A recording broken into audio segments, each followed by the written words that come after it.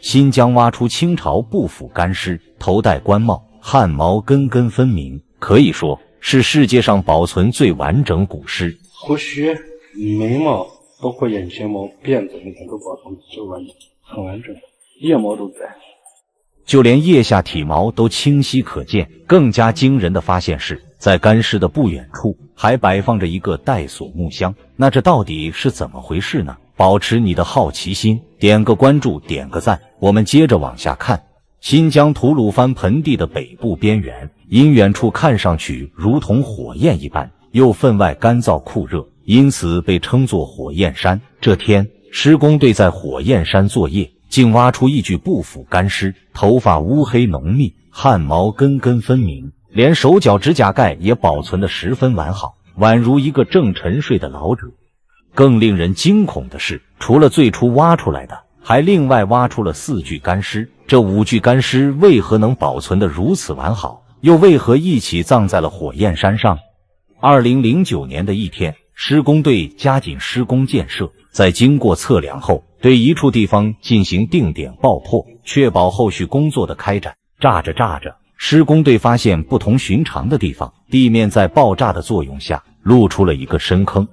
为了确保施工正常进行，施工队派了几个胆大的工人拴好绳索，下去坑里查看。几个工人到了坑底，借着电筒的光对四周进行清理。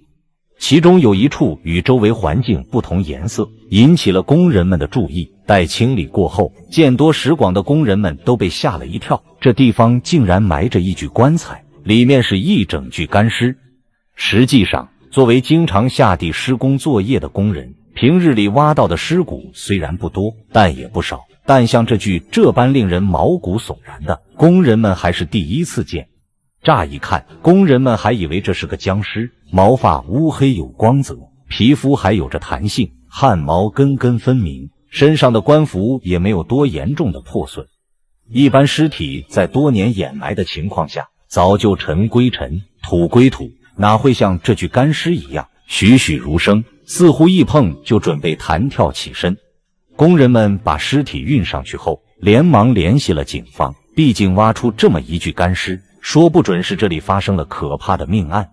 警察来到现场，经过仔细搜寻后，发现了更加惊悚的情况。除了一开始工人挖出来的那具，底下还有4具干尸，这些干尸服饰相同，看得出来互相认识，而且与第1具干尸一样，这4具干尸同样没有腐朽。这5具干尸是什么年代的？又为何都安葬在这里？警方带着谜团联系到当地文物局，专家们到现场后，根据干尸的官帽，还有其脑袋后面长长的辫子，确认干尸生前是清朝的人。那么，清朝人到底是怎么死在这乱岗之上的呢？就在这时，专家又有新发现。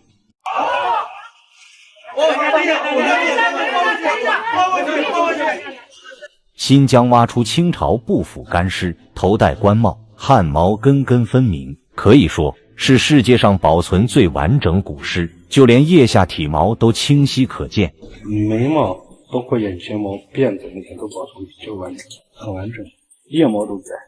专家们又仔细地对第1具干尸进行检查，死者年龄约为55岁到60岁，生前应该是朝廷命官。这具干尸保存完好程度让人震惊，不仅毛发根根分明，就连手脚的指甲盖都没有被破坏。虽然干尸的表皮干瘪，但是肌肉却富有弹性，不知道的还以为这是一位沉睡的老者。一直以来，专家们挖到的不腐干尸基本都是做了很好的防腐工作，会用大量的防腐材料，以确保尸体死后不腐朽。但是这几具干尸却完全没有做任何的防腐工作，那为何能保持几百年不腐坏？这几具干尸又为何死亡？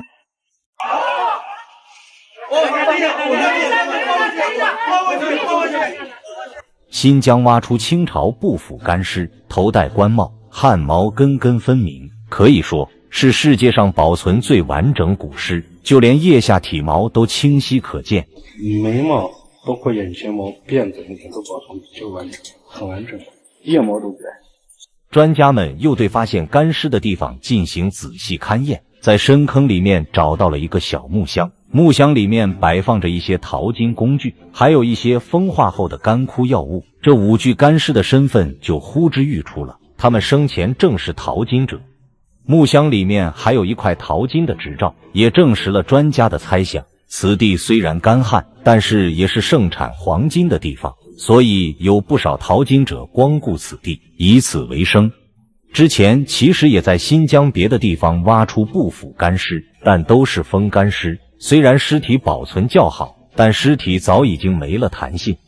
而这5具干尸则是蜡性干尸，尸体会不停地往外冒油，在油脂分泌的作用下，皮肤能保持光泽状态，毛发也能保存完好。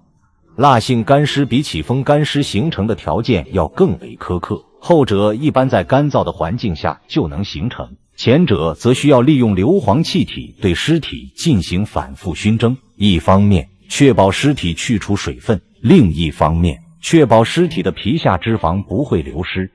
身为淘金者，这些干尸生前并非达官贵族，除了找到的木箱以外，也没有发现其他的陪葬品，所以不可能是后人对这些尸体进行熏蒸，只可能是自然环境下造就的不腐干尸。事实也确实如此，干尸埋葬的地方正是一片煤矿区，煤矿区存在大量的硫磺，而且该地温度要比新疆别的地方温度高得多。这样一来，这5具干尸不腐的谜团就被破解了。埋葬干尸的地方是一个大火炉，煤矿区跑出来的硫磺气体挤压周围环境，形成了一个无菌环境。同时，这些气体也对干尸进行反复熏蒸，从而形成了蜡性干尸。这5具干尸虽然面相栩栩如生，但并不是僵尸，所以不必恐慌，它们是自然环境下造就的奇迹。而这5具干尸的出土，也让我们更进一步地了解了清朝的淘金历史。